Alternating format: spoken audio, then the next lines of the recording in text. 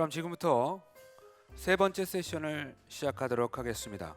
이번 세션은 세상을 바꾸는 힘, 기업가 정신이라는 주제로 진행되겠습니다. 자정으로는 김진수 중앙대 경영학부 교수님께서 수고해 주시겠습니다. 진행 부탁드립니다. 네, 여러분들 반갑습니다. Okay, welcome to the entrepreneurship session, and thank you for all of you. I am Professor Jinsoo Kim from Chung-Ang University, and I'm honored to be appointed as the moderator of this session. Recently, many countries have focused on entrepreneurship in order to create new jobs and enhance economic growth.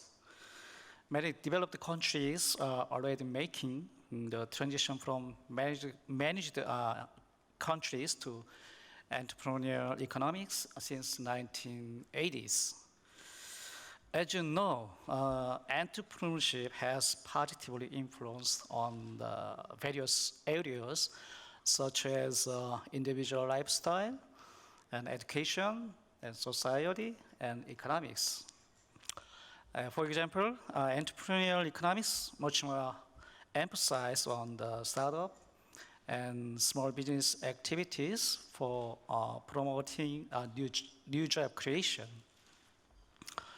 Students who have undertaken the entrepreneurship classes are more likely to start their own business and also tend to earn higher income or show higher job employment. In addition, entrepreneurial society promote innovation, creativity, risk-taking, and self-efficacy among individual lifestyles. So we can say that entrepreneurship is the power to change the world, and we need to enhance entrepreneurship for a better life. So today, in this session, we are going to learn the concept of entrepreneurship, successful practices, and discuss with the experts how the entrepreneurship education will evolve in the future. Okay, now I'm going to introduce today's guest. We invited two speakers and also two panelists. The first speaker is Professor Michael Morris from University of Florida. He's a very well-known scholar and endowed chair in entrepreneurship education area, and he published bestseller books in entrepreneurship area. And also he's running the best entrepreneurship education program in USA. The next speaker is Michele Orzan. He's the president of European Chamber, and he is an entrepreneur and leader of young entrepreneurs in Europe. And also we have two discussants.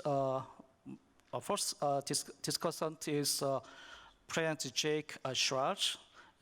He is CEO and co-founder of General Assembly. And also last, okay, you can give the big applause. Okay, second discussant is President Michael Lee. Actually, he's Korean. He's the president of Young Entrepreneurs Society of Korea. I think he has very strong and wide international networks of entrepreneurship area. Okay, let's start the first presentation. Professor Michael Morris. Okay. Thank you. Okay. Would you give him big applause? Okay. Applause. Yeah. Good afternoon. It's an honor to be here and to talk about a subject that is near to my heart and I think especially critical today in Korea, critical today around the world. I want to start with a quote that is my favorite quote, from a good Irishman, George Bernard Shaw. Shaw tells us that the reasonable man or woman adapts himself or herself to the world. The unreasonable one persists in trying to adapt the world to himself or herself. Therefore, all progress depends on unreasonable men and women. Entrepreneurship is a celebration of the unreasonable. It is the man or woman who will challenge convention, who will think differently. And this is the challenge in our educational programs today, because our educational programs teach people to think reasonably, teach logic. And that's important, to be logical, to be systematic, to be reasonable.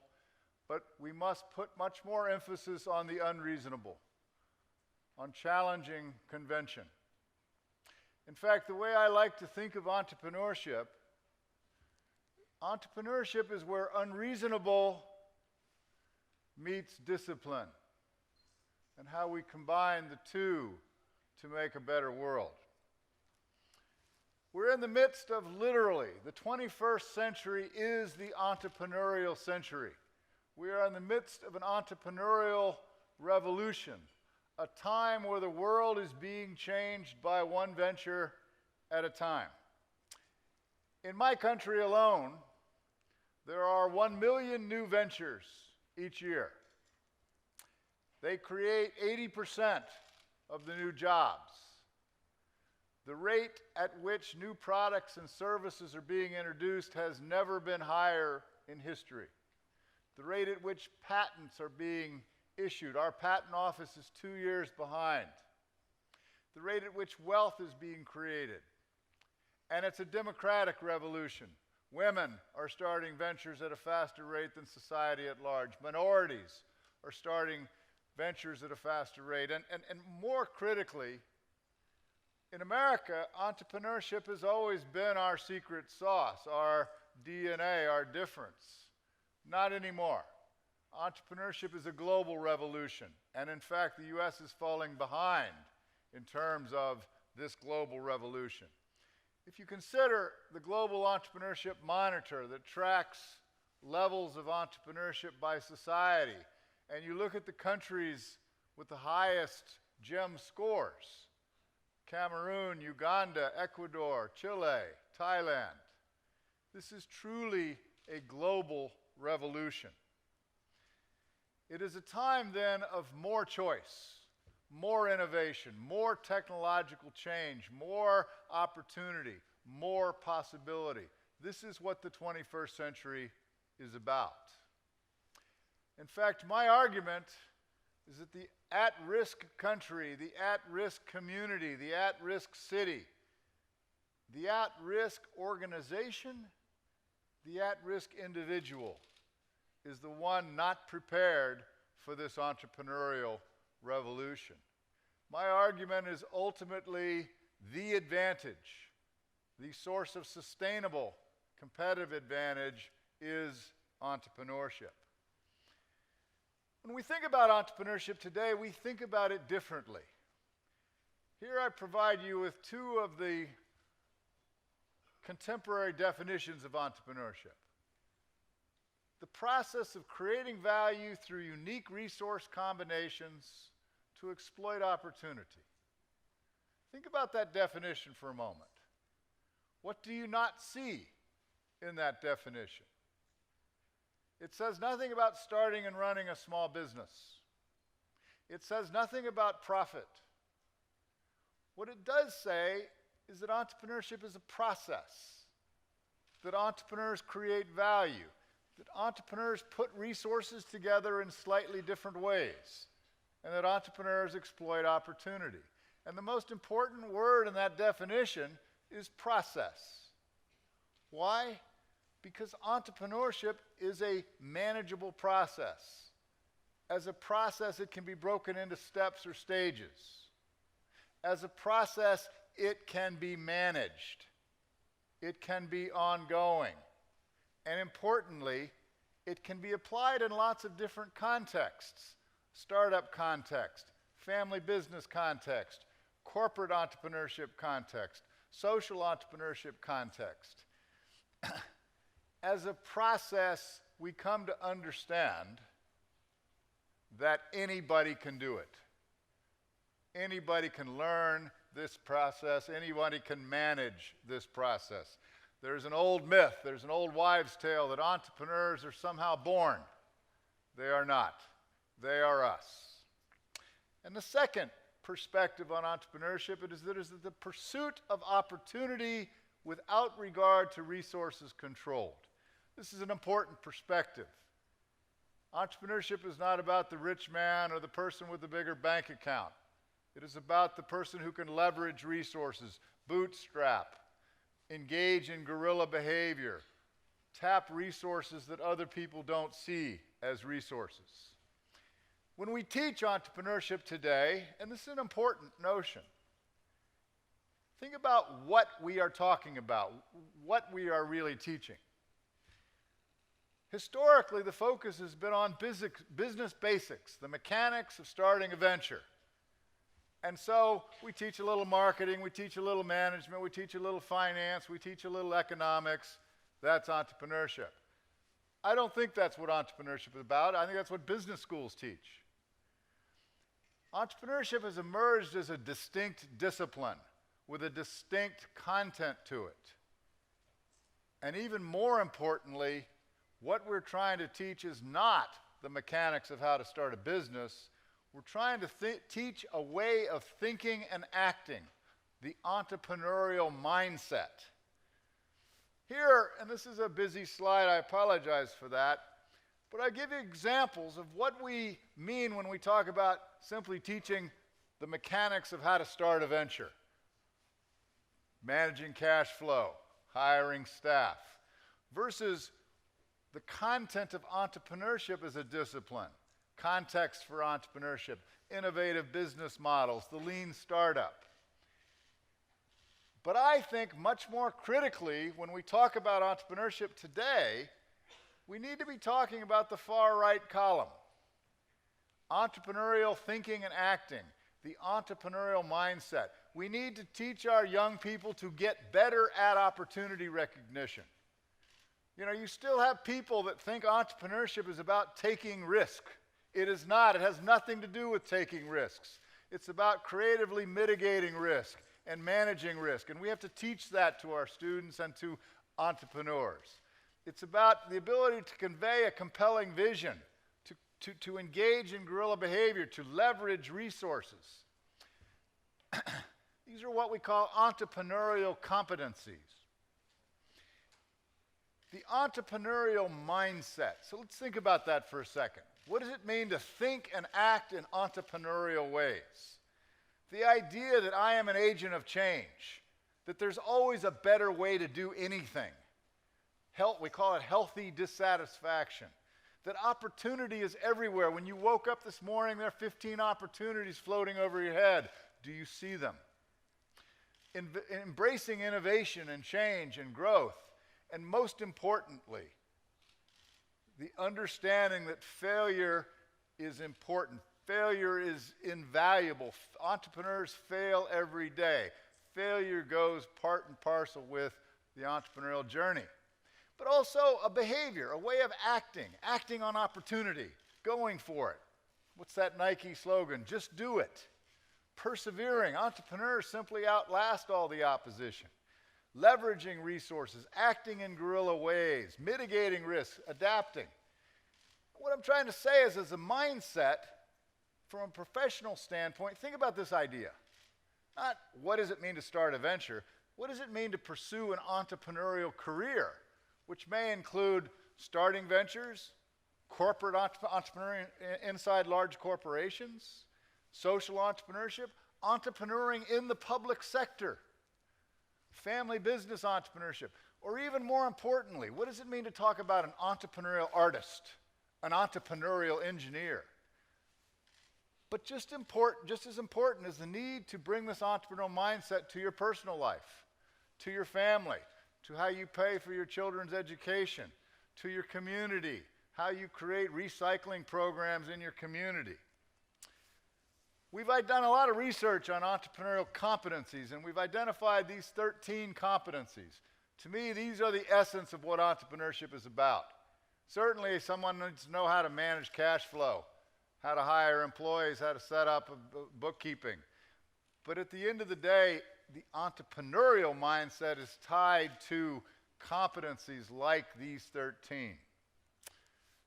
To me, we have to go further, though. It's not simply entrepreneurship as a process or entrepreneurship as opportunity recognition and exploitation. Entrepreneurship is fire in a bottle. It is about empowerment and it is about transformation. The empowerment to create your own job, your own future, your own wealth, your own sense of pride and self-worth, to create your own identity, your own facilities and operations, your own jobs for others, your own contribution to the world, to create your own ability to give back to society. Empowerment.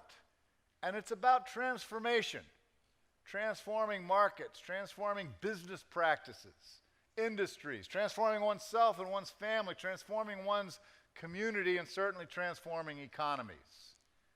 So to me, I think this global entrepreneurial revolution is about empowering and transforming young people to create a different world, empowering and transforming our organizations to lead instead of follow, transforming our communities around the entrepreneurial spirit, transforming entire regions of countries. I also think it's not simply about the next Facebook. Far too many of the conversations about entrepreneurship center on going out, attracting $5 million, $10 million or more of venture capital money, and creating the next Twitter, creating the next whatever. What we found in our work is there are 4 different kinds of ventures that entrepreneurs create, and all 4 matter. We distinguish between what are called survival ventures, hand-to-mouth existence, a street artist, lifestyle ventures, the large majority of small ventures, hair salons, auto repair shops, managed growth ventures, businesses that seek to grow, to add locations, to add markets, but on a stable, managed basis, and then the so-called gazelles, or aggressive growth ventures. And on this slide, I try to characterize unique differences between them, but what I'm trying to suggest is, A, they're all forms of entrepreneurship. There are some who argue we just need to focus on these aggressive growth ventures, these gazelles creating the next Facebook. I disagree. I think society needs to meaningfully invest in all 4. You need a portfolio of types of ventures, and that these types of ventures support and feed off one another. We need to build entrepreneurial ecosystems that support survival, lifestyle, managed growth, and aggressive growth ventures. And we need to do more to connect the dots, not creating silos, but connectivity between entrepreneurship education, the investment community, NGOs or nonprofits that support entrepreneurial behavior, subject matter experts, incubators, and so forth, how we connect the dots amongst these ecosystems. A critical question many entrepreneurs ask themselves, many young people ask themselves when they're thinking about starting something is, do I have the right stuff? Do I have what it takes? My message to you is there is no right stuff. There's no checklist of things you need to reflect in yourself to be a successful entrepreneur. After 40 years of research on the psychology and the sociology of the entrepreneur, we've learned very little other than the fact that entrepreneurs are not born. We all are rich in entrepreneurial potential. Certainly we've seen some patterns. Certainly we've seen some evidence that there are different kinds of entrepreneurs, but the reality is entrepreneurs don't trend towards a central common prototype. They're widely diverse. They have lots of different characteristics and traits and cognitive styles, and at the end of the day, anybody can start a venture.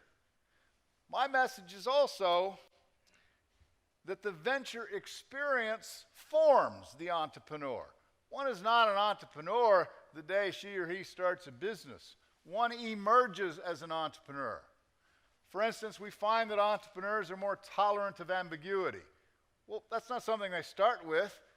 In an entrepreneurial venture, things are highly ambiguous. You learn to be tolerant. So that's an interesting idea that entrepreneurs don't so much, they certainly start ventures. Entrepreneurs create ventures, but more importantly, ventures create entrepreneur.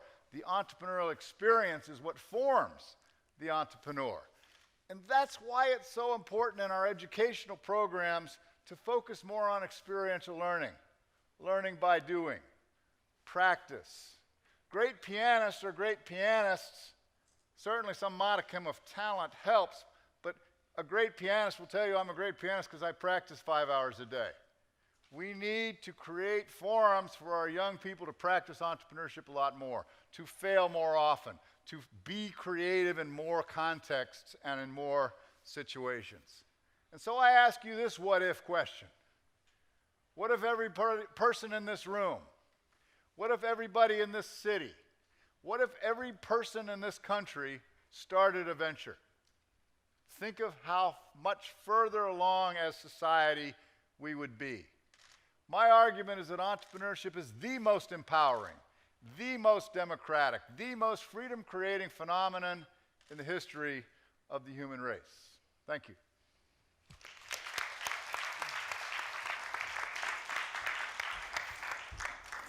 Okay, thank you very much for the very energetic presentation. Actually, Professor Morris, he took more than 16 hours flight time. Right now in Florida, there's the midnight time, so there are big time difference. So I just worry about his presentation, but well, it was just worry, I mean, yeah, he may give us very energetic presentation, and also he give us new insight like empowerment. Yeah, because right now I'm teaching the entrepreneurship program at the university, but we just mostly emphasize business skills and entrepreneurial skills and knowledge. But he just emphasized the entrepreneurial thinking and attitude and entrepreneurial mindset. I think that's the very more important, than the basic skills, learning the basic skills and knowledge. So I think it's a very good insight for the entrepreneurs. Also. And also he gave us various perspectives of different types of ventures, and also future issues about entrepreneurs. Okay, if you have a question, and then just write down, and then give it to the steps, and then we can have a discussion time after the presentation. Okay, thank you very much again. We have Professor Morris. Next speaker is Michele Orzan. He's president of European Chamber, and he actually he's running the Green is non-profit foundation, and he's very successful entrepreneur. Okay, and also he likes dancing. Dancing and Korea. Awesome. Okay, thank you. Thank you very much. Yeah. Okay, let's give him the big applause.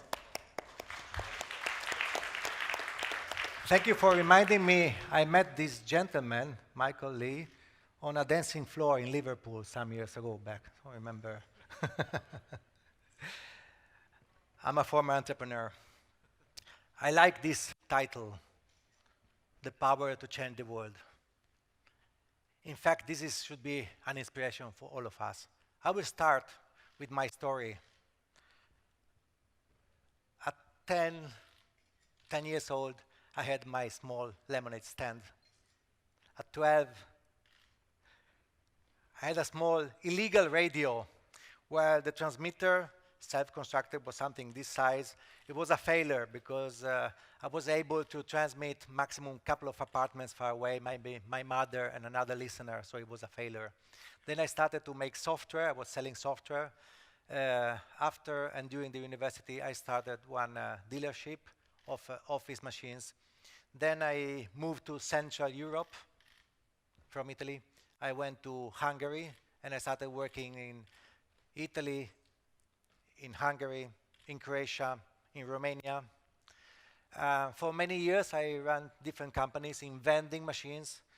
Then I sold my biggest one, Yopi, to Coca-Cola. They gave me enough money for the rest of my life. Then now I'm just involved in international organizations, non-profit, NGOs, and social business. I want to start with a story of one of my former employees, Steve. It was 20 years ago. We had a company with about 10 employees. Steve was working, he came to the capital of Hungary, Budapest, from a very poor city of eastern Hungary. He was starting his university, he needed some money, so he started work for my company. I was in Italy, Saturday morning, I received a call. I say, hello? And Steve would say, Michele, there's an issue here in Hungary. So what happened, Steve? He said, I fired Gabor, his boss. I say, I don't understand. What do you mean? Yeah, I took the keys of the company. I kicked him out from the company, from the door, closed the door, say, you never come here anymore. I did not understand. So, Steve, what happened? Say, I caught Gabor stealing or cheating something in the company. I still didn't know it was true or not. But I thought also somebody who has this courage, probably he has a backbone. He has some important drive. He's performing his best even when working. Today, Steve, he's an entrepreneur. He sells software around the world. I'm his customer.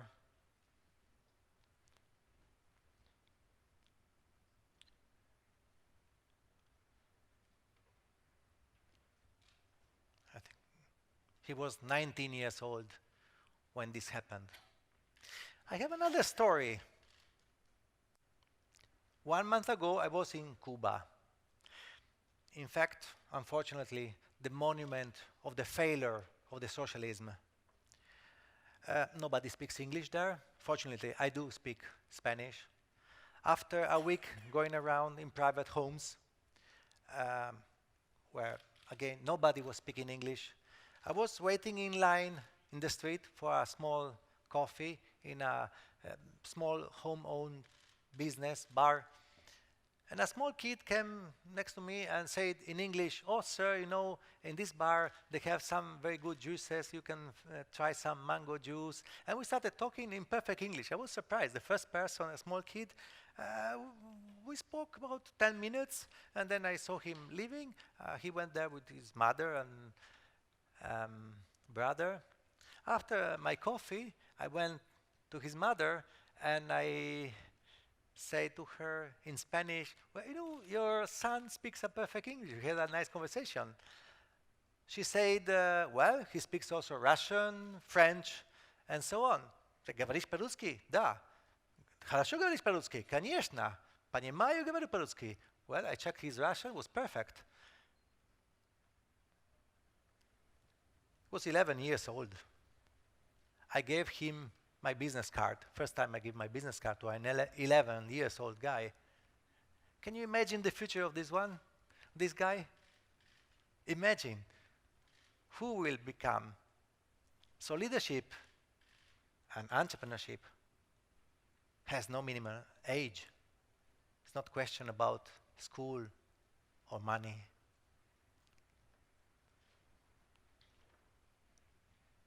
We think about entrepreneurship with a lot of misconceptions. Here are some of them. But in fact, the only important drivers are the attitude and approach of the person who wants to be an entrepreneur. You never give up. This is very important. at the end you're going to win. By definition, if you never give up, you will be the winner. And very important, leaders and entrepreneurs shape the society, not vice versa. The rules are for the others. Leaders and entrepreneurs change the rules. I love this quote. Entrepreneurs ignore the status quo, challenge the rules, and change the game. And they act. Entrepreneurs act, always act, regardless of what is going around, regardless of the people who are saying to them, don't do that one, that's risky, too difficult, you will fail, it's impossible. Impossible, impossible, impossible. This is what always an entrepreneur hears every day almost. Do you need money? Do you need education? No, no, no. We said attitude and approach. Change your attitude if you are not an entrepreneur yet, and act. That's the most important thing that you can do. It's very nice when they say that 97% of the people who give up too soon, they finish as an employee of the 3% who never give up. And the end, they make money for the entrepreneurs. So it's so easy to be in the 3%. Don't give up. I have another story that happened to me in Hungary some years ago. George was a young guy, an intern in my company, making the graphical stuff. And one evening on Friday, about 9 or 10 o'clock, we finished finally an important graphical design for something that we have to use soon on Monday. And I say, okay, now it's ready, please print the banners and they should be ready for Monday morning. I said, Michele, it's Friday night. So what? Nobody's working, say. What do you say, dude, nobody's working? I think I'm an entrepreneur.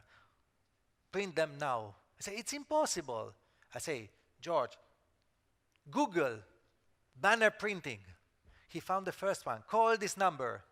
I say, he was laughing at me, so Michele, what are you saying? I say, dial the number. He called. On the other side, hello? Oh, sorry for disturbing you. I said, you're not disturbing. You're a customer. So he said that we need some banners for Sunday. On the other side, oh, of course, send me the files. Tomorrow morning we'll be ready. It was sometime 10 o'clock Friday night. And still he was not believing. When he hung up, he was looking at me, and was the most important teaching of his life, probably. In fact, think as an employee, you will stay an employee. Think like a leader, you will be a leader. Think as an entrepreneur, and you will be an entrepreneur. Today, he has a company. I'm his customer again. He supplies graphical design and marketing services to multinationals.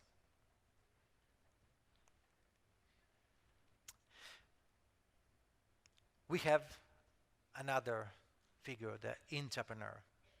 The difference between entrepreneur and intrapreneur. Entrepreneur is the one who takes the risk, manage resources, and start exploiting market opportunities.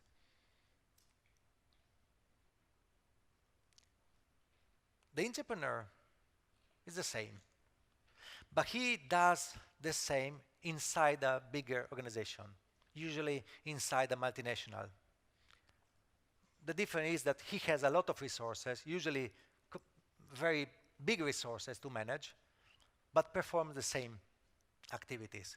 Entrepreneurs, many times, become entrepreneurs later. And then we have social entrepreneurs, a new breed. Those entrepreneurs who are not driven by money, but driven by the willingness and the desire to change the world, to make something good for the society, to solve big environmental and social problems of today's world. As I told you, I'm a former entrepreneur, but slowly becoming a social entrepreneur. In fact, some years ago, 3 years ago, we launched a non-profit initiative called Green Will, the willingness to be green, where we convince organizations and individuals around the world to make the promise to consider the environment when they take decisions. So to embed the thinking about environmental issues whenever they take decisions in all the decision-making process. It's now used by 25,000 organizations and individuals across 102 countries. And the only reason I'm putting resources in this one is in order to have a better world in the future. Social entrepreneurs are looking for ways to change the world in a sustainable way. And they are thinking about making a better world. And contrary to multinationals, which usually they look at the bottom line, which is the last line of the balance sheet, the profit, but they think about the 3 Ps: people, planet, and profit. So they perform their social role together with the environmental aspect while making profits. Of course, the profits is the driver of our economy. In capitalism is the important base that moves the economy. But with triple bottom line, the 3 Ps, entrepreneurs becomes much more meaningful. You may read on my LinkedIn page one small article about the capitalism and forgotten stakeholders. It's something connected to this. So why social entrepreneurs are different?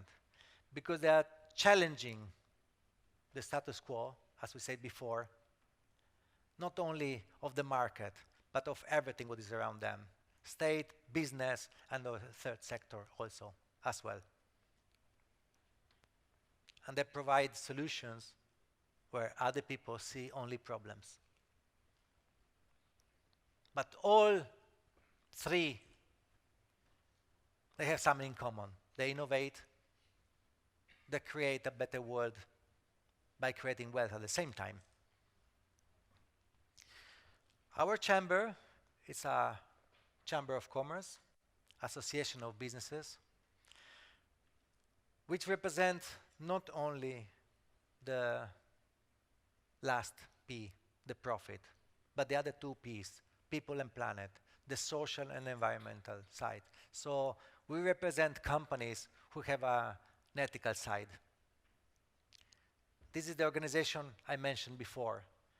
I also urge you to download from its web page of Greenwill the standard pledge, which is available in almost all the languages of the world, including Korean. Make your public promise that you will think about the environment when you take decisions. You will see the noble side of your work, of your studies, and it will incredibly push you to be better in all your future work. Thank you very much.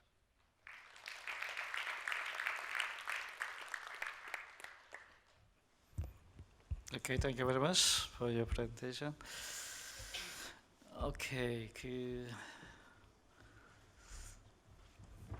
Professor Morris explained the concept of entrepreneurship and new issues of entrepreneurship, such as empowerment and transformation, and then also various perspectives of entrepreneurship.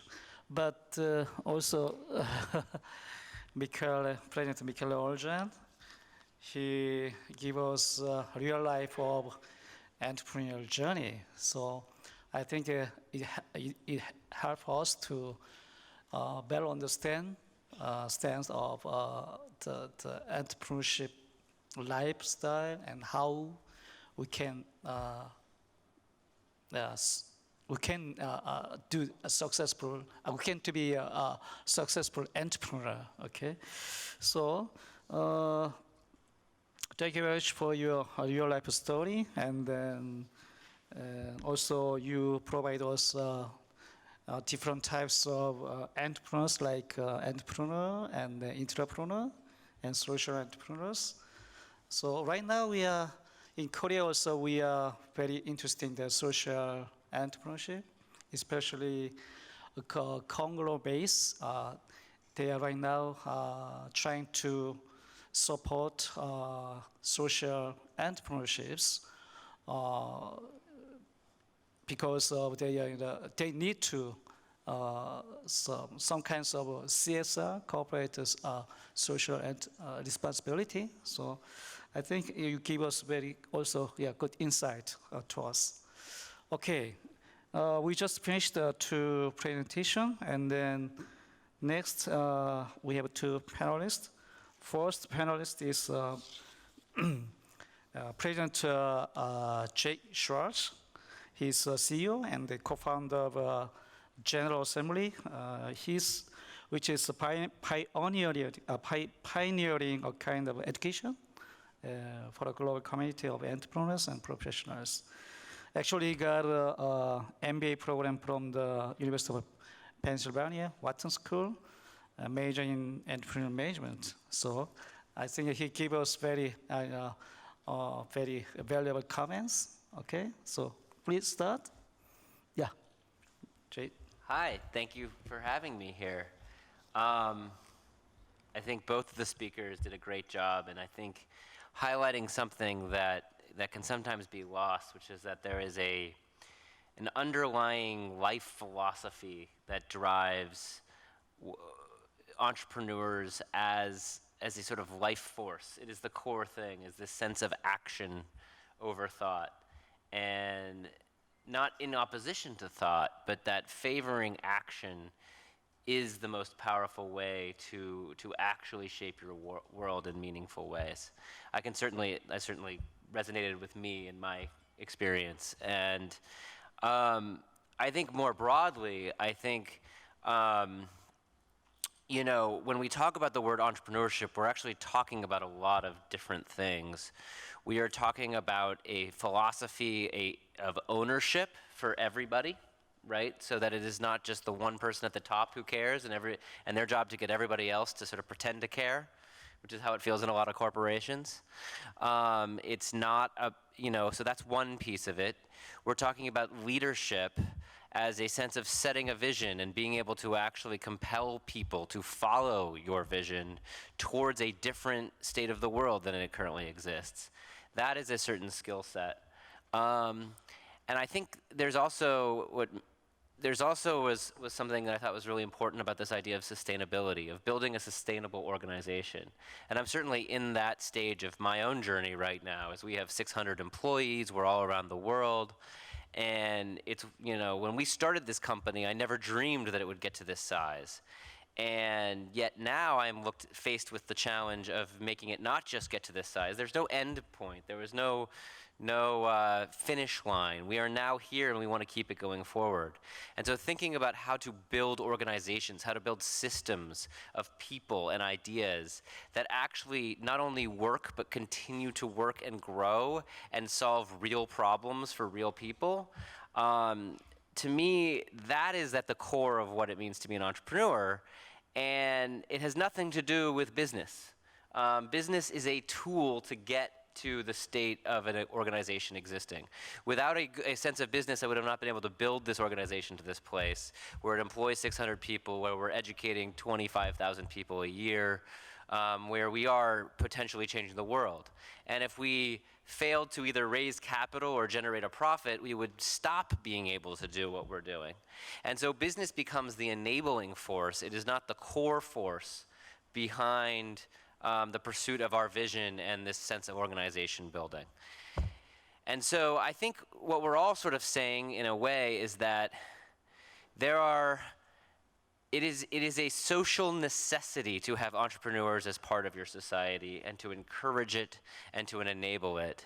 And that with the state of the world as it is, with the state of change, the speed of that change, and the competitive forces underlying that change, you cannot afford to rely on large incumbent organizations to drive innovation, to drive growth, to drive employment. It doesn't work anymore. That is a 20th century idea of how an economy works. The 21st century is about that accelerated state of creative destruction. And so we at General Assembly are fueling that through the production of talent, because an entrepreneurial ecosystem requires skilled workers, people with the right disciplines to be able to innovate along a bunch of different axes. And really what we see is out of the skilled labor that we build and we create and we enable through our programs, an alumni base filled with not only entrepreneurs, because not everyone in the world will be a successful entrepreneur, but entrepreneurial employees and partners and stakeholders. And we think that that is an incredibly key component. Education is a key component of building that entrepreneurial ecosystem, but not the only thing. So anyway, I was very inspired by this. I think, you know, it is a true spiritual quest to become an entrepreneur, and it is a transformative experience. I've felt that in my own life, and I share these two sort of desire to really preach that to the world.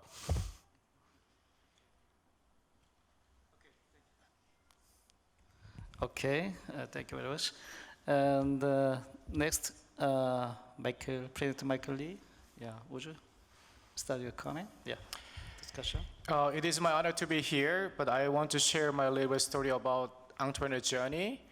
I grew up in South Korea. I used to study in Australia for 7 years. When I come back here, I teach entrepreneurship, even though I never learned how to start a business. I learned entrepreneur through the textbook, through the lecturing. And 2 years later, I teach. But 3 years later, I started my own business. I failed 2 times. You know what's funny? I teach entrepreneurship, but never followed my teaching one. So after later, I figured out how to teach entrepreneurship more effectively. Not for others, for myself. One day I figured out one thing. Entrepreneurship is not only starting business, it's like a lifestyle. Professor Marcus said, it's a way of thinking, way of acting. On another level, I believe we need to change people's life through change their value system and the worldview. If not, we just only make the normal entrepreneurs, just only make money for themselves. They pretend I want to involve in social responsibility a little bit. But this time, we need to change fundamentally. So another one, we can teach entrepreneurship. But important things, we need to share our life together.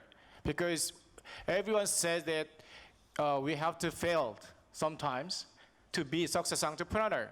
But Asian culture is very difficult to accept the failures. But different culture, but same methodology, same education system.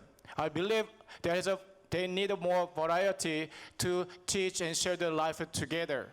Most of the case, teach entrepreneurship through the professors and teachers. But they need more practical CEO, entrepreneur, to go to the class as a team teaching is very important.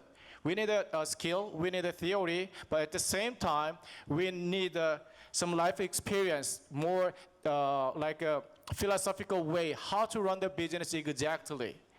When I one reason to fail the business, I assumed I know so many things. But actually, I didn't know more practical, more detailed something when I make a decision. I follow the the normal process, how to make a decision, because I studied the leadership management. But theory, sometimes very difficult to follow exactly because environment, society totally change it. But many government emphasize on entrepreneurship because it's a driving engine for economic growth and job creation, innovation, social change. But sometimes we need to think about one person's life. When you fail it, sometimes we have to hide from my family, friends. Very difficult to overcome the relationship. Because not only is the money, profit, but life itself. So I believe that it's a God created one world, but two minds, Western and Eastern. But there's a different way of thinking, different way of communication and life skill. But now it's time to collaborate together to find one of the best way to share the entrepreneurship teaching skill, mindset together, because without each other, we cannot be perfect. It's independent. So I think this time is really great. Two from the Western, one from the Italy, and then two from Asia. So we love to share our experience, our failure story, also our success story together to celebrate entrepreneurship. Thank you. Okay, thank you very much for your suggestion. I mean, we just build up the new community and then society for sharing the entrepreneurship knowledge and skills. Okay. Oh, we have many times left. So I think actually we got two questions from the floor. Okay. I think you can ask directly your question to the speakers and then panelists. So right now we are our time to discussion about entrepreneurship. Okay, the first question is okay, university student. He asked to President Jake Schwartz, where is Miss Anhe-Jin? Would you raise your hand? Where is? She's gone. Oh, okay. She left? Okay, then I just changed the next question, okay? And then another question from the also student, university student, Mr. Kim Yeon-ho. Where are you? Oh, okay. You asked President Michele Orzan, okay? Right? Yeah. He asked about Green Hills activities, okay? So, you are doing the like environmental saving, improving the environmental programs, right? So, how do you running your organization, and then what is successful tips for running the non-profit organization like Greenwheels? Okay. Very important things. You have to believe what you are doing. You have to believe in the mission. You are doing this one for the others, not for yourself. Our service for the community, for the society, is in fact only the rent that we pay for staying in this beautiful world. So we have an obligation to share our time, our resources, proportionally to what we have or what we got from the life. Greenwheel, it's a new initiative that started for our members of the European Chamber. We wanted to help the companies, members of the European Chamber, to be better players in the corporate world by helping them to start a path towards environmental sustainability. We ask them to make a public promise, a public pledge, very public. Promise to take care of the environmental aspects and threats during their decision-making process. But making a very public pledge, you have to be consistent later. If not, you risk becoming a public liar. And this helps a lot of companies. Today, in 102 countries in the world, they are using this system, which is totally free. It's distributed just like the free software. Anybody, any corporation, any public entity, NGO, company, small and big, multinational, can use the framework, download the examples of our green policy. We call it the green policy. It's one paper with 7, 8 points. Very easy to understand, very simple language that you can use to show your commitment to all the people that are around you. As a father of a family, for instance, when you make this public pledge and your children know about your pledge, you don't want after 2 years they say, hey papi, didn't you promise this and that some years back? So this system, it's the opposite of environmental certification. The environmental certification has a lot of good sides. It's very structured. It has also some negative sides. It's difficult, complicated, lengthy, and very expensive.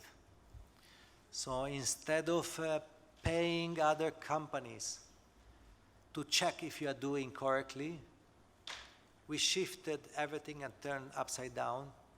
We shifted this duty to the society.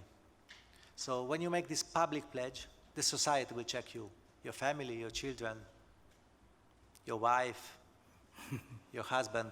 Okay. We are working with passion. We have about 20 people in our main offices. They are mostly volunteers and interns around the world from all the continents. And we are building this platform in order to distribute it for free all across the planet. 예, 주안점이 즉 가버먼트에 어떤 액션을 취하고 있는가, 실제 정부가 하는 정책이 상당히 중요하지 않겠습니까? 이런 사회 단체보다, 그러니까 정부의 이 단체가 어떤 액션을 취하고 있는지를 물었습니다. 네, 네. 네. Government action. So he asked about how the government help your organization, and then so what kind of actions the government have to support like a non-profit organization like Green Deal. So is there any government role or actions right now? Okay, and then you may just give us some suggestion, the government role, okay?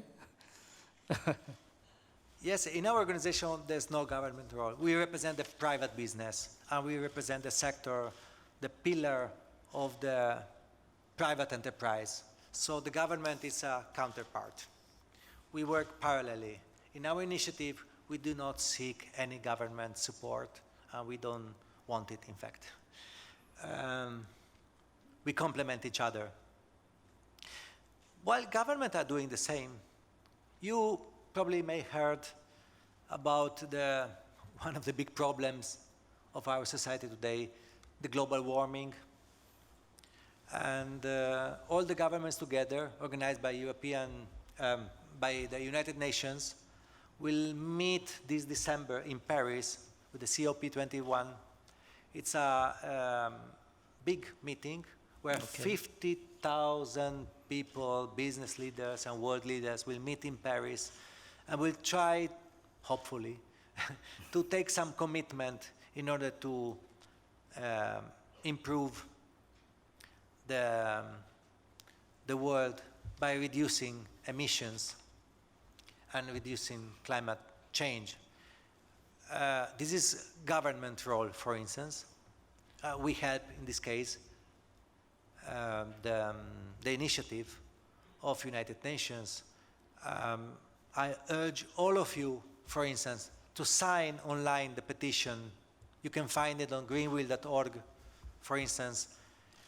Push your own leaders, your own politicians, pressure them with your signature to take commitment.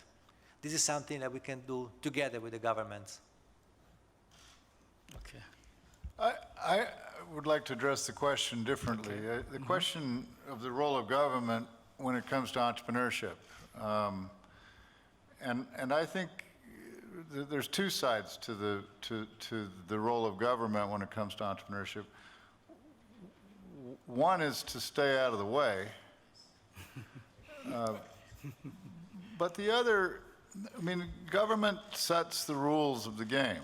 And one of the biggest issues with entrepreneurship, I mean, if you listen to Jake when he's talking about his own company, he said, well, I didn't know it was going to become this many hundreds of employees. If you think about the stories that Michele told of these young people, when you think about the entrepreneurial journey, it is a journey that A, you don't control. It is a journey where random things happen that you could never predict. It is a journey where doors open because you're on the journey. If you weren't on the journey, those doors would never open. And so I think an important role of government is to, A, encourage more people to take that journey, but B, think about this word, and I know this is a big word in a Korean cultural context. Failure. To fail. How acceptable is it to fail? What is the price of failure if I try something and do not succeed in this country? And I think an important role of government is to reduce the cost of failure, is to reduce and much of that cost is perceived, it's perceptual. And how can we do things to lessen the perceived cost of failure to people who are trying to start things? I'd like to add on to that, if that's okay, because I think, you know, what I've seen now in both municipal, state, federal, national governments around the world is, you know, some governments get this and are really actively trying to encourage entrepreneurship. And there is a limit to what government can do, but I think it's important to understand and to have a philosophy that entrepreneurship is good for your nation, right? And that, what does that mean? That means make it easy to set up a business, right? Think about how policies and regulations prevent new entrants from threatening incumbents, right? Are incumbents protected, right? Why is it that there is not a ride-sharing company that I can log into when I get to the Seoul airport right now? Right? Ride-sharing will lead to self-driving cars. It will be very hard to maintain a relevant automobile industry if you are not participating in what's happening in the global economy. Also, you have capital controls, right? How easy is it to invest here? What is the tax treatment of at-risk capital versus much less risky capital? Are you favoring that? And then I think, yeah, there is a lot of social elements to how are you encouraging entrepreneurs to take risk? How are you supporting them in a way that it's clear that if they do fail or don't succeed to the extent that they want to, that it is not a stigma, as somebody said yesterday, put on their parents, themselves, and their children, right? And so there are all these aspects, and I think I look at Seoul today, like I've been visiting with people in the community because we've been looking at whether or not Seoul is a good market for General Assembly. And I've come to the conclusion that there are so many steps between Seoul being a good startup city and where it is today. And the opportunity is massive. This city is humongous. It's wealthy. There are tons of consumers here. It's sophisticated, it's networked, it's educated. You could do there are so many businesses that should exist here that do not. And what was fascinating to me yesterday when I was doing another panel was there were a lot of students in the room who were asking questions about how to start a business in China. Okay. And the question is why is that? Why would they want to go to China? I get it, the market's really big, billion people, whatever, but it's also really hard. But I think the perception is that it might be easier to start a business in China than to start a business here.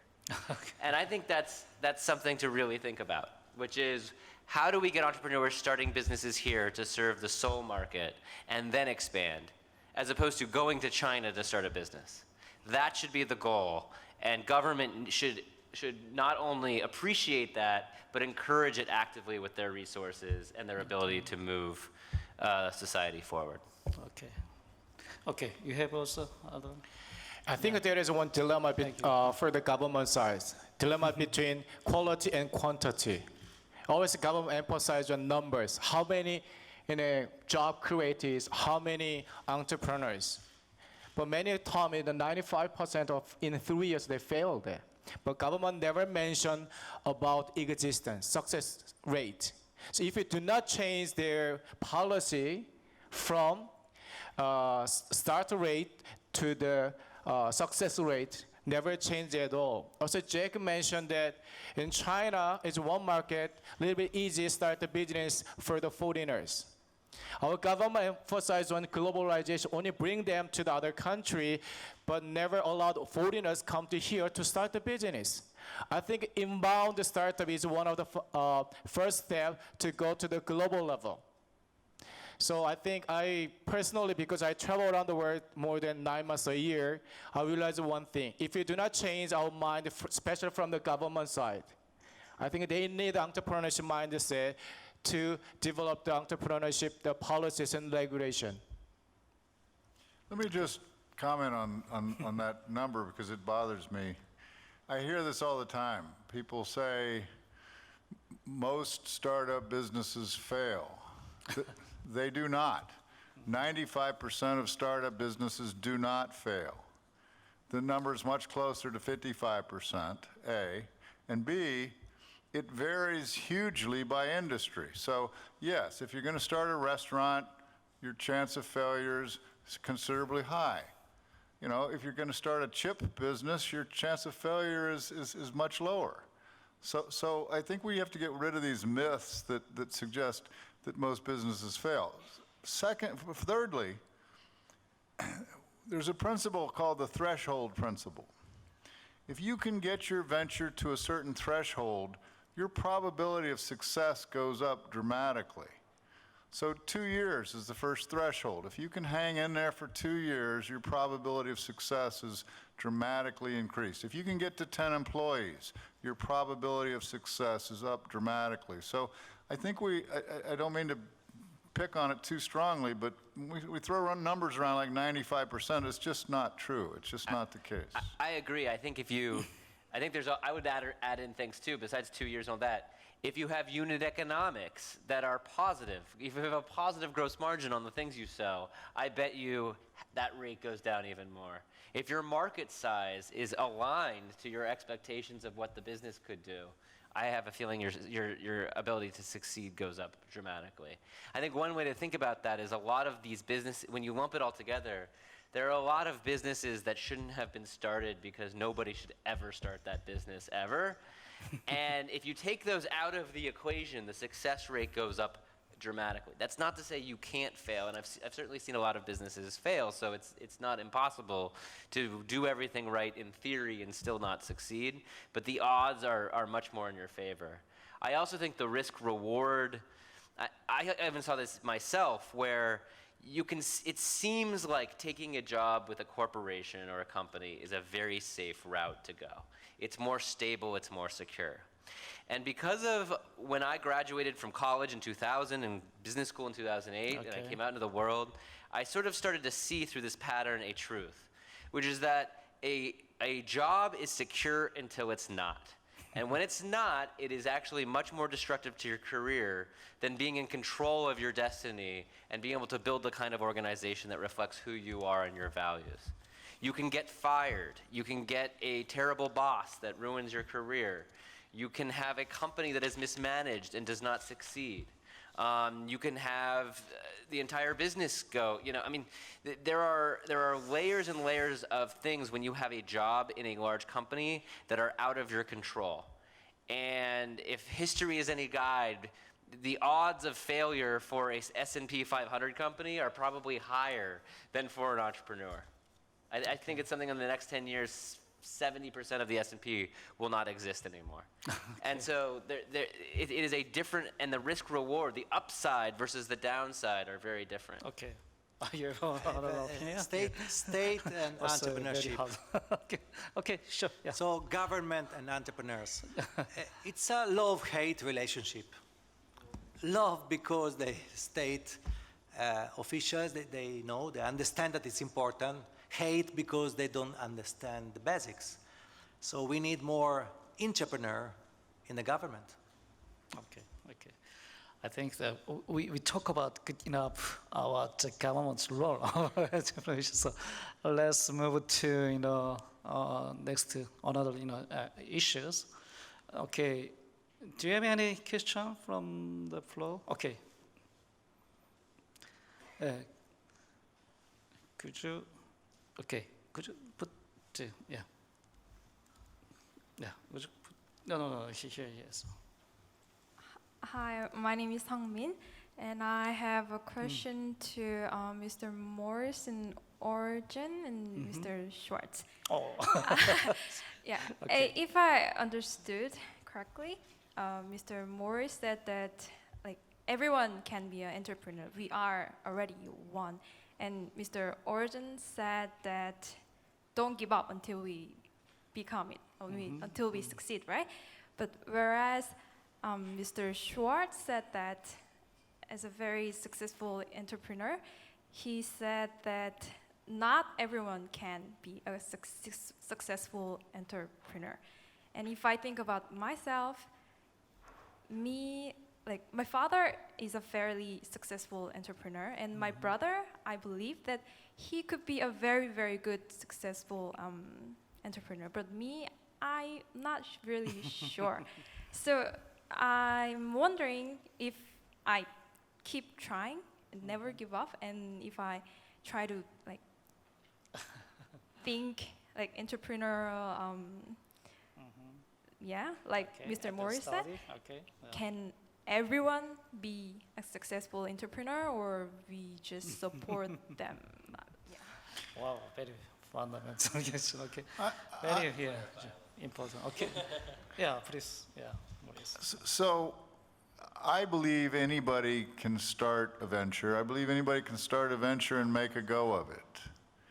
That doesn't mean that if you take Richard Branson and Virgin, that he doesn't have unique God-given skills that allowed him to create this amazing company. But I think the basic ability to start something is within each of us.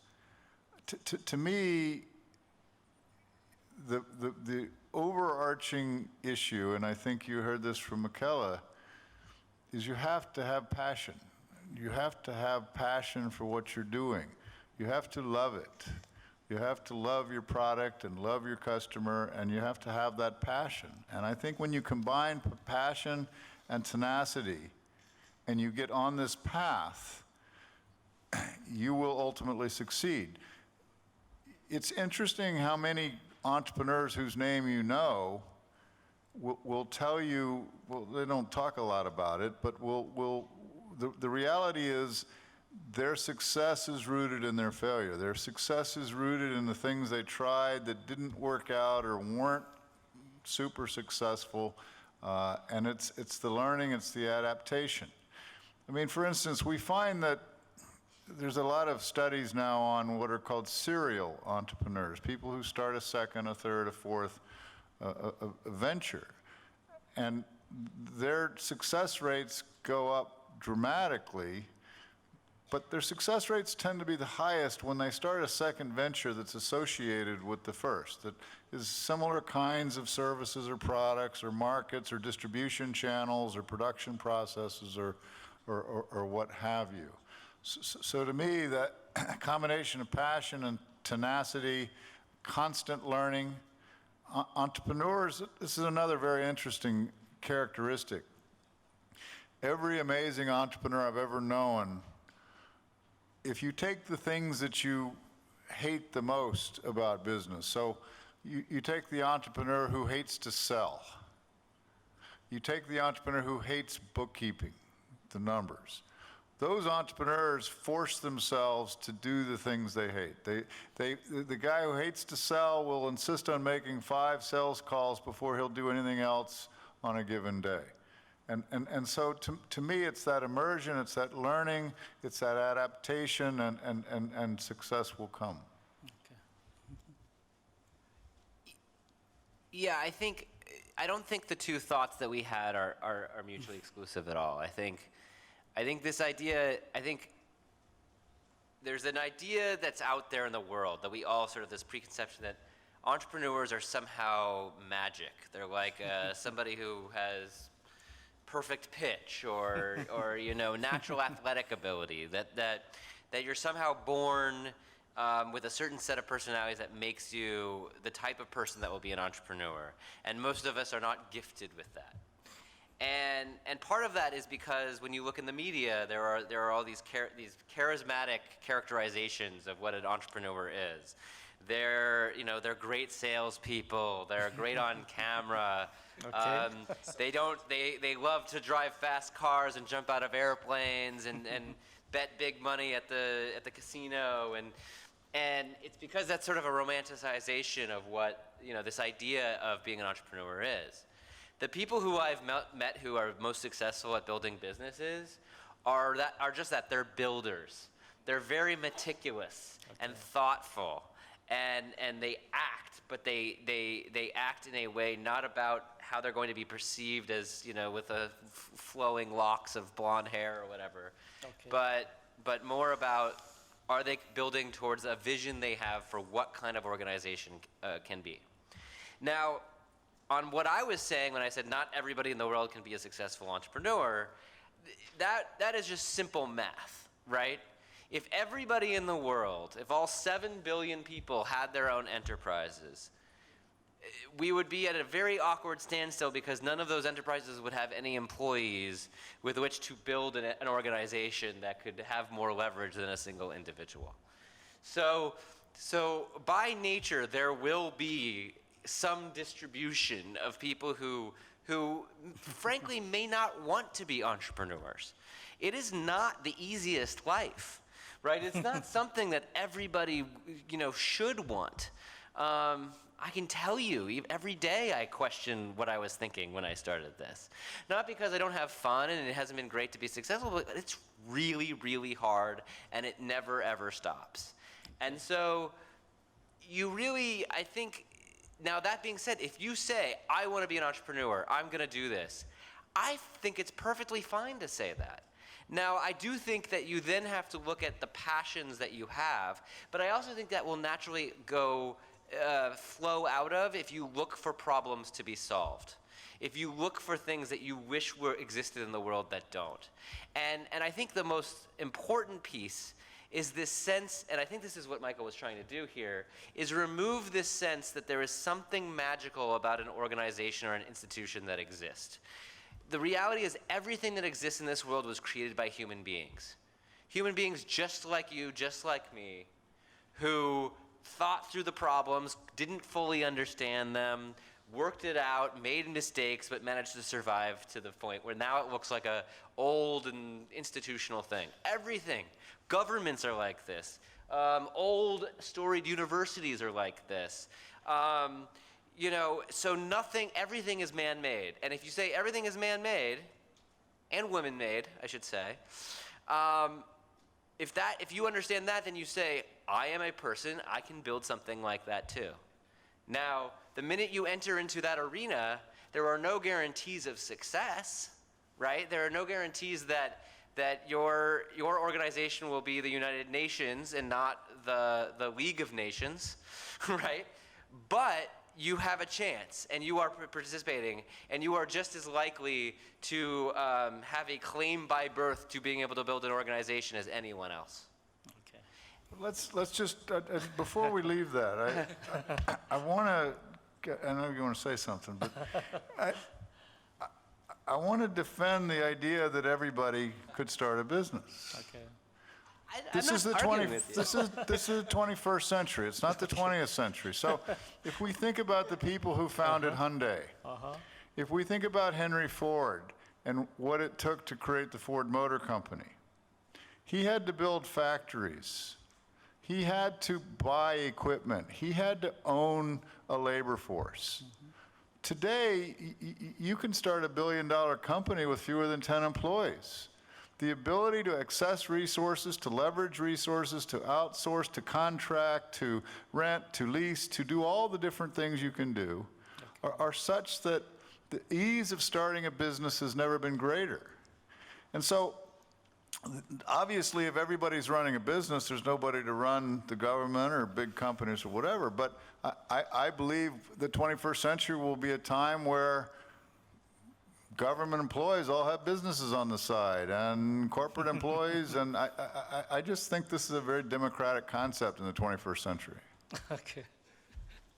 The things are not Yeah. mutually exclusive, because I still say that you should try, insist, and never give up. In fact, who is unsuccessful?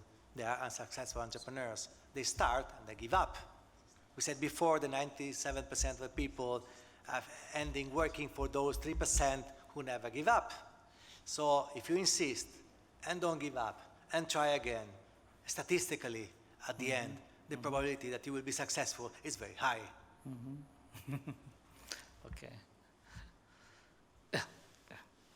Because we have less than 10 minutes, so I think just focus on the. 예, 저 Yeah. 모리스 Okay, yeah. 교수님께 질문 드리도록 모리스 교수님께 okay. 질문 드리도록 Yeah, Maurice. 하겠습니다. 예, 아까 기업가 정신이 과정 교육이라고 하셨는데요. 그래서 누구나 할 수 있다고 또 하셨고요. 그래서 누구나 그 교육을 받으면 기업가 정신이 이렇게 함양될 수 있다고 하셨던 것 Okay, 같아요. yeah. 근데 저는 기존에 그렇다면 청소년들이 어릴 때부터 기업가 정신 교육을 받으면 모두가 창업가가 되진 않지만 기업가 정신을 가진 많은 사람들이 이렇게 성인이 돼서 좀 더 변화된 세상이 빨리 오지 않을까라고 생각을 하는데요. 그런데 중요한 건 기존의 교육 과정을 무너뜨릴 수는 없잖아요. 그래서 기존의 교육 과정에서 큰 변화를 주지 않고 어떻게 하면 기업가 정신 교육 이 과정을 이렇게 잘 안착시킬 수 있을까, 그런 방법을 고민하신 게 있는지 궁금합니다. Okay. He asked about entrepreneurship education, and especially for youth. Okay, because for youth program, there's already systematic and then some regular classes and education programs. Then how we just incorporate entrepreneurship education program for the young student? Okay, so do you have any idea about like youth entrepreneurship programs? Certainly.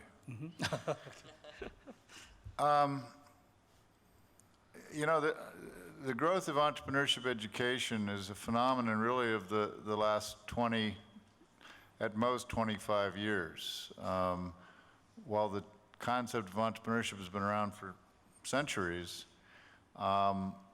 we have seen just in my country in 25 years, 25 years ago there were 8 entrepreneurship programs at universities. Today there are over 3,000.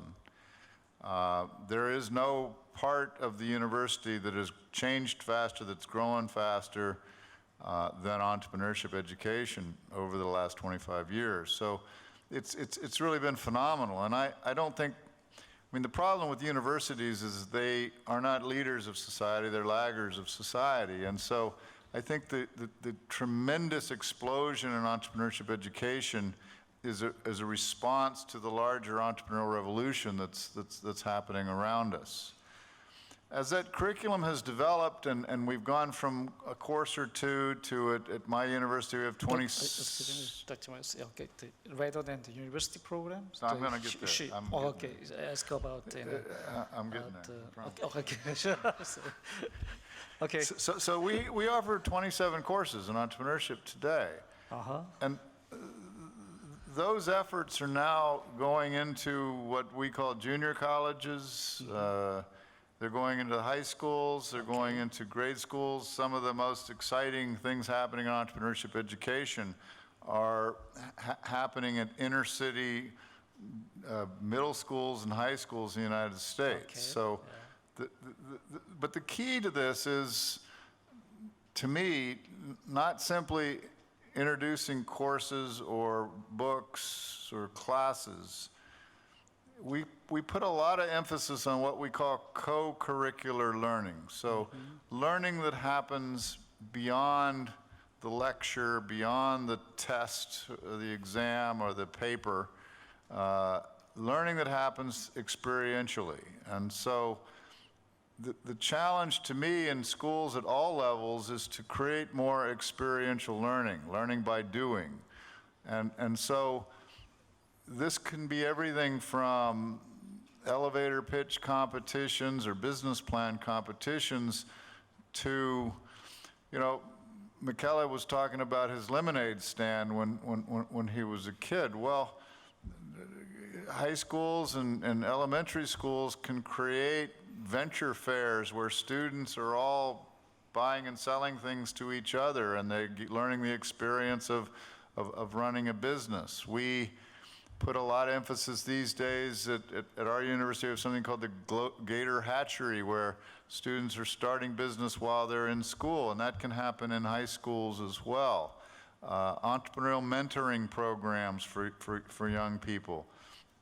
We've done some things in the inner city where working with inner city youth that are dealing with all the problems of gangs and drugs and broken families and high school dropout and so forth, where creating experiential opportunities starts to change their whole opportunity horizon, the range of opportunities they're able to envision. So I think this is a vital thing in the schools at all levels. Okay.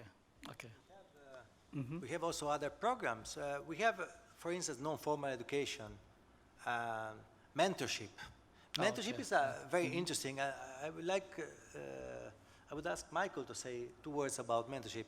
It's very interesting because there are different players organizing mentorship programs. There are entrepreneurs and companies. They want to give back to the society, and they teach and they help other wannabe entrepreneurs to become entrepreneurs. There are those people, associations of students. They create also mentorship program because they want to learn. There's also the state coming in, and sometimes these are mixing together, and it's fantastic what is happening. Michael has some experience in it. I think, okay. Excuse me. Okay, excuse me, because we don't have enough time, so I think we better, take the another question. Okay, do you have any question? Okay. Oh, okay. Gentlemen. Yeah, I'm sorry. Next question. Okay, I'll give you the chance. To speed things up, question which only needs a quick answer. Okay. Where is best practice? Where is successful entrepreneurship education taking place? Well, of course, at my university. Here, Right, I agree. You know, I'm going to take a different approach, and I want to be clear. Like General Assembly, we are an education institution, but we have very consciously not focused on entrepreneurial education, because, and it's for a bunch of reasons that we can go into, but like there is a whole family of educational, reinventions that need to happen. And I think entrepreneurial education can be good. I certainly got something out of my classes at Wharton, but I certainly wouldn't say that's what made me a good entrepreneur. The experiential education is the most valuable. The most valuable experience I had was working for the Small Business Development Center at Wharton, where we were paid by the government to go consult with area entrepreneurs. And the experience of trying to help them with their businesses and having empathy for those entrepreneurs was probably the most formative experience of my career. If I was gonna say who's doing the best job right now, I would probably say Y Combinator, right? Or something like that. Y Combinator, or any of these good accelerator programs. They're not all good, but some of them are. Okay. Because this is about doing it, and it's about doing it in process, and the people, the organizations that are helping people who are early in their careers enter on that journey with support. It's the best model for helping people learn and understand. Okay. The problem with Y Combinator, and it's a cool model, but it's about aggressive high growth ventures. And what we're trying to do is empower students with ventures of all sizes and types and all ambitions and all possibilities. And I think the thing we have to accept and that people deny is that entrepreneurship, like physics, like sociology, is a discipline. It has a content to it. And that content is developing extremely rapidly, what we know and what we understand about entrepreneurship. And it's important, it's important for the Korean universities to focus on the research side, the scholarly work in terms of entrepreneurship. In terms of the best practices, I think it's such a moving target. The things that were really cool 2 years ago or that one or two schools were doing, everybody's doing. And so the innovations are happening all over the world. There are some neat programs in Britain. But what I would suggest is some of the emerging organizations. We just finished the Global Consortium of Entrepreneurship Centers meetings, and just jam-packed with best practices and leading-edge innovations that are coming from small private schools, big public schools, schools in countries all around the globe. It's just such a moving target. Okay, thank you. I think the time's up. Yeah, so, well, because I promised to give the chance for answer, I have question, so you wanna, okay, ask a question? Okay, just sure, question.